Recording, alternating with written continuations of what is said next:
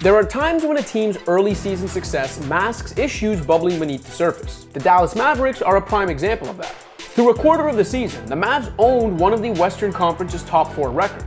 But if you watch Dallas play, dig into the numbers, and look at the big picture, you know that this team leaves a lot to be desired. Simply put, they're not a contender as currently constructed. And that's a shame, because the West is truly up for grabs this year. Perhaps the bigger shame though, the Mavs are failing Luka Doncic, and it doesn't look like there's an easy fix.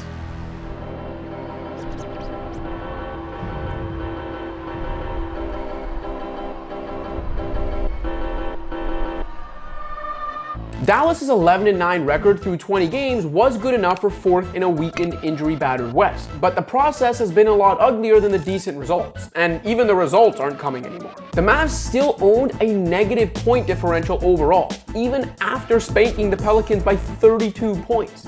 How?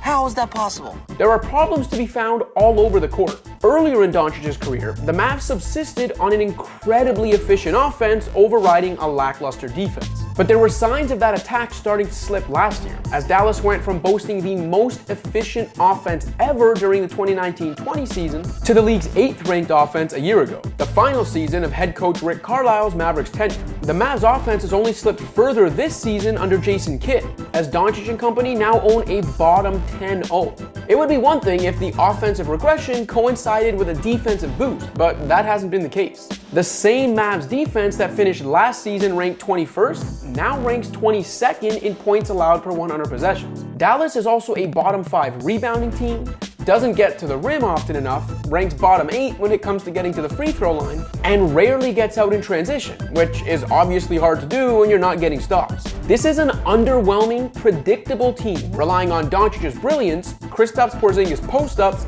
and way too many shots from the mid-range and long 2 areas. There's no recipe for success here other than praying to Luka. Hallelujah, hallelujah. Kidd had a point when he said Doncic needs to start getting back in transition rather than complaining to refs. But in general, the Mavs aren't doing Luka any favors. Even in what's been a down year for his standards, Doncic is still averaging roughly 26 points, 9 assists, and 8 rebounds. But his efficiency has dwindled, and he's turning the ball over more than ever before. It's not hard to see why.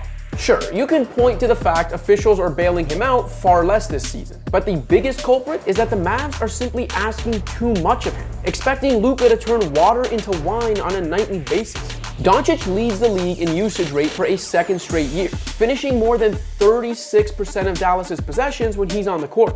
To really put Doncic's workload in perspective, consider that his last 3 seasons all rank among the 14 highest usage seasons ever recorded. And that's just a measure of the possessions that end in his hands. He also leads the league in assist rate, assisting on more than 45% of his teammates' field goals when he's on the floor. Do I have to do everything myself? For Doncic, the answer to that question is unfortunately yes, thanks to Dallas's roster construction.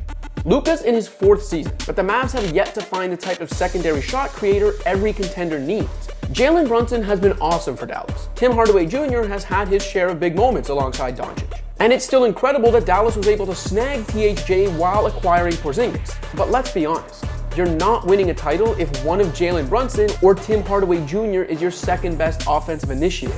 Porzingis has had runs this season where he looks like he's playing his best ball in years, but he's still not suited to be the number 2 guy on a bona fide contender. And his game hasn't complemented Luka's in the way Dallas envisioned. Doncic is a pick and roll maestro without a top tier player as a pick and roll partner.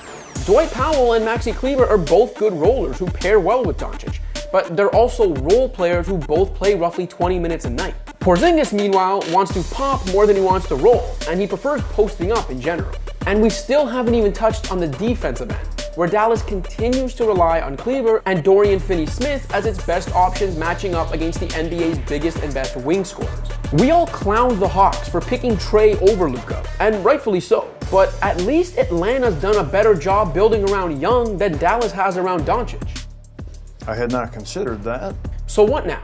The Mavs have struck out in free agency when they had max space in the past, and now appear capped out for at least the next couple years. In terms of trade routes, it's unlikely teams are willing to take on the nearly $70 million potentially still owed to Porzingis in the 2 years after this one. And Dallas can't trade another first-round draft pick until 2025. Other than a nearly $11 million trade exception, Brunson's probably the Mavs' best non-Doncic trade chip, but he's also making less than $2 million in the final year of his rookie scale deal. So you'd have to package him with some other rotation players on bigger contracts and at least a second rounder or two to even get in the mix for maybe a borderline all-star? If you're lucky.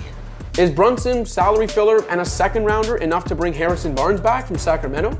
Is it even worth giving up Brunson in a move like that for Dallas? Veterans like Goran Dragic or Thaddeus Young could each help in different ways, and could be had for a lot less than someone like Barnes, but neither is moving the needle as far as Doncic needs help moving it. Look, Doncic is only 22 years old, and is under contract for another half decade, so it's not like the Mavs need to win now or never. But given where star injuries have left the West this year, it is a shame Dallas couldn't do something bold enough to help Luka get them in the mix with teams like Golden State, Phoenix, and Utah. Having a truly transcendent player like Doncic in the fold gives the Mavs a wider margin for error. The day the Slovenian phenom walked in the building, Dallas got a leg up on constructing a sustainable contender for years to come. Having Luka means the Mavs don't need to be perfect, but they need to be better than this, or else they're just wasting the head start Luka's presence has provided them. Thanks for watching. If you liked this video and want to see more content like this, be sure to hit that subscribe button.